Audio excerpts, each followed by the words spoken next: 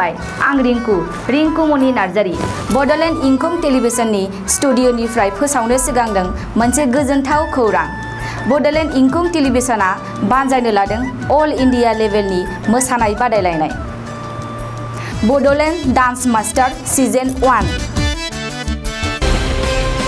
खुलुमबाय, बेयो बडलेण्ड इंखं टेलिभिजन। दिनै 10 आगस्ट 2020 समबार खालि सानसेनि बरादखौ नोंथांमोननि खाथियाव लानानै फैदों आं सदानन्द दैमारिया। सिगां फरायनो लादों मेष राशि। दिनैनि साना बारा मोजां नङा, गोसोखौ गोबां गुलुं गुजुं मोनगोन, सोरजोंबा नांलाय खमलाय जानो हागौ। गोसोनि साननायफोरा देबार नांगोन, देहाया मोजां थानाय नङा, बिगुरनि बेराम एबा माननाय बेराम जानो हागौ। रांखावरियाव मोजां नङा, नाङा फाङा खरसाया बांगोन, बेफार फालांगियाव खहा जानो हागौ। गोबां खामानियाव मुखुब थानांगोन, गुबुना खहा खालामनो नाजागोन, न'खराव एना एनि फैगोन, नेगेटिभ एनार्जिनि गोहोम गोग्लैगोन। वृष राशि। दिनैनि साना जोबोर मोजां, गोसोखौ जोबोर गोजोननाय मोनगोन, गोसोनि बोलोआ बांगोन, मावनो लानाय खामानिखौ मावफुंनो हागोन, समाजाव मान मोनगोन, रांखावरियाव मोजां, बेफार फालांगियाव मोजां होनजायो। बहाबा थाङोब्ला मोजां, न'खराव बिसि फिसायनि गेजेराव अनलायनाय फैगोन, देहाया मोजाङै थागोन, जानाय लोंनायाव सांग्रां जानाया गाहाम, समाजाव मान मोनगोन। सेंग्रा सिख्लाफ्रा गोसोखौ जोबोर रमान्टिक मोनगोन, सोरबा गोदान सुबुंजों लोगो मोनलायगोन। मिथुन राशि। दिनैनि साना मोजां आरो गाज्रिनि गेजेरजों बाबेरलांगोन, मावनो लानाय खामानिखौ मावफुंनो हानाय नङा, गोसोखौ गोबां गुलाय गुजाय मोनगोन, देहाया मोजां थागोन, अब्लाबो जानाय लोंनायाव सांग्रां जानाया गाहाम, रांखावरियाव मोजां नङा, बेफार फालांगियावबो खहा जागोन, न'खराव अनलायनाय फैगोन, समाजाव मान मोनगोन, गोसोनि बोलोआ अदेबानि बांगोन, गुबुननि गोसोखौ बोनो हानाय नङा, सोरनिबा सायाव जोबोर रागा जोंफ्लांनो हागौ, गोसोखौ हमथानाया गाहाम, नेगेटिभ एनार्जिनि गोहोम गोग्लैगोन। कर्कट राशि। दिनैनि साना बारा मोजां नङा, गोसोआव गोनो गोथो साननाय फैगोन, मावनो लानाय खामानिखौ मावफुंनो हागोन, रांखावरियाव मोजां, बेफार फालांगियावबो मोजां मुलाम्फा मोननो हागोन, देहाया मोजाङै थागोन, गुबुननि हेफाजाब मोनगोन, गुबुननि गोसोखौ गोरलैयैनो बोनो हागोन, न'खराव अनलायनाय फैगोन, बिसि फिसायनि गेजेराव मोजां सोमोन्दो थागोन, गोसोआ जोबोर रमान्टिक जागोन, बिदा फंबायनि हेफाजाब मोनगोन, समाजाव मान मोनगोन, फरायसाफ्रा फरायनायाव गोसो दुंगोन, गुबुननि हेफाजाब मोनगोन, सोरबा लोगोजों हरखाबै गाज्रि मोनजागोन। सिंह राशि।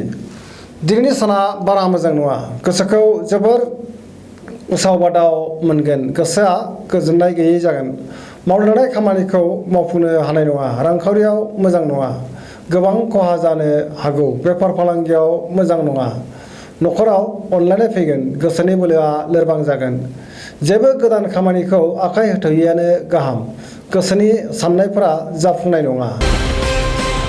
कन्या राशि। दिनैनि साना जोबोर मोजां, रोंगौथि बांगोन, गुबुनजों बाख्नाय जागोन, सोरबा लोगोनिफ्राय मोजां खौरां मोनगोन, गोसोखौ जोबोर गोजोननाय मोनगोन, गुबुननि गोसोखौ बोनो हागोन, रांखावरियाव जोबोर मोजां, बेफार फालांगियावबो मोजां होनजायो, देहाया मोजाङै थागोन, गोबां सुबुंखौ लोगो मोनगोन, न'खराव बिसि फिसायनि गेजेराव अनलायनाय फैगोन, समाजाव मान मोनगोन, गोसोनि साननाया जाफुंगोन, लाइमोनफोरा जोबोर रमान्टिक जागोन। तुला राशि।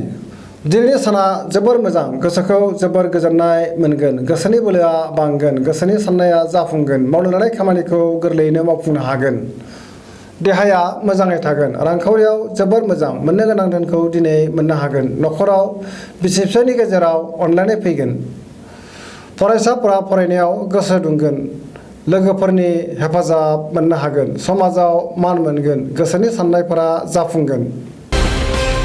वृश्चिक राशि।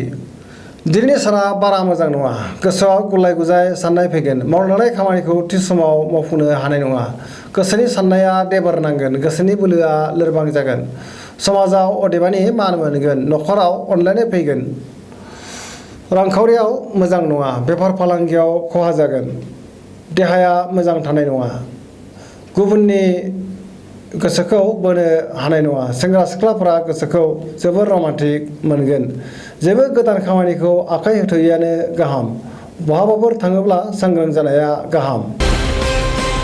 धनु राशि दिनैनि साना बारा मोजां नङा गोसोखौ जोबोर गुलाय गुजाय मोनगोन गोसोआव गाज्रि साननाय फैगोन मावनो हानाय खामानिखौ थि समाव मावफुंनो हानाय नङा गोसोनि साननाया देबार नांगोन रांखावरियाव मोजां नङा बेफार फालांगियाव खहा जानो हागौ समाजाव मान मोनगोन देहाया मोजाङै थागोन नखराव अनलायनाय फैगोन बिदा फंबायनिफ्राय हेफाजाब मोनगोन नेगेटिभ एनार्जिनि गोहोम गोग्लैगोन मकर राशि दिनैनि साना जोबोर मोजां गोसोखौ जोबोर गोजोननाय मोनगोन गुबुननि थाखाय मोजां खामानि मावनो खाबु मोनगोन मोनफ्रोमबो खामानिया जाफुंसारगोन रांखावरियाव मोजां बेफार फालांगियावबो मोजां होनजायो नखराव अनलायनाय फैगोन सोरबा मुंदांखा सुबुंजों लोगो हमनो एबा रायज्लायनो खाबु मोनगोन कुम्भ राशि दिनैनि साना बारा मोजां नङा गोसोखौ जोबोर गोजोननाय मोननाय नङा मावनो लानाय खामानिखौ थि समाव